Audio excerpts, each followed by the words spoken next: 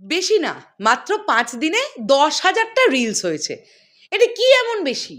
বাংলা গানে কি যে বলছি, কি যে বলছি, লাস্ট কবে কোন বাংলা সিনেমার গানটাতে 5 দিনে 10,000-এর ওপর রিলস হয়েছে কোনো আইটেম নাম্বারে?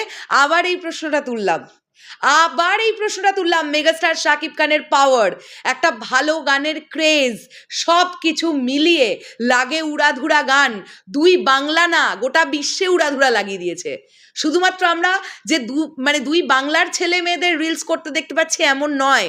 ইউরোপ, অস্ট্রেলিয়া, নেদারল্যান্ড, থাইল্যান্ড, কোনো জায়গা এমন বাকি আছে যেখান থেকে রিলস হচ্ছে না লাগে উড়াধুরার? এবং এই রিলস বানাতে থাকো, 10 জন লাকি বিজেতা পেয়ে যাবে 10টা পাস তুফান দেখার জন্য। হ্যালো এভরিওয়ান, আমি পৌশালী, চলে এলাম আরও একটা নতুন ভিডিও নিয়ে। আশা করছি তোমরা সবাই খুব ভালো আছো। এসবিএফ কিন্তু দুর্দান্ত একটা অপরচুনিটি নিয়ে এসেছে। জাস্ট কিছু ঘন্টা আগে মহেন্দ্র সোনির একটি পোস্ট, এবং যেখানে তিনি একটা ভয়ঙ্কর কথা লিখেছেন। ভয়ঙ্কর কথা ইন দ্য সেন্স খুব আনন্দের একটা কথা লিখেছেন।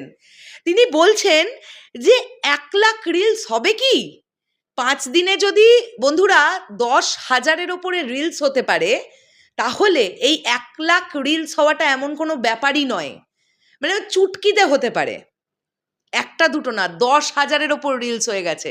মাত্র 5 দিন হয়েছে এই গানটা রিলিজ করেছে, ঠিক আছে? তো আমরা বুঝতে পারছি এই গানটার ক্রেজটা ঠিক কোথায়। এবারে আমরা দেখি মহেন্দ্র সোনি কি লিখছেন। তিনি লিখছেন 1 লাখ রিলস হবে কি?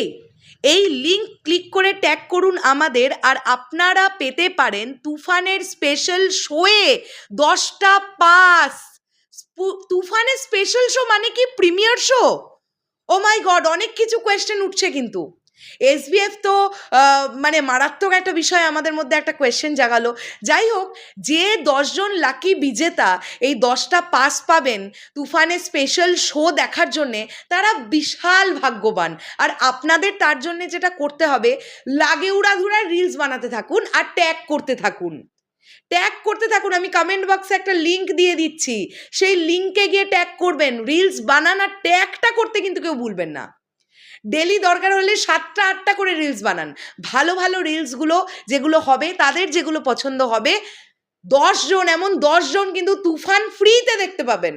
কোনো মানে টিকিটের কস্ট দিতে হবে না। এসবিএফ মোস্ট প্রবাবলি স্পন্সর করবে সেই 10টা টিকিট। এটাকে বলে প্রমোশন।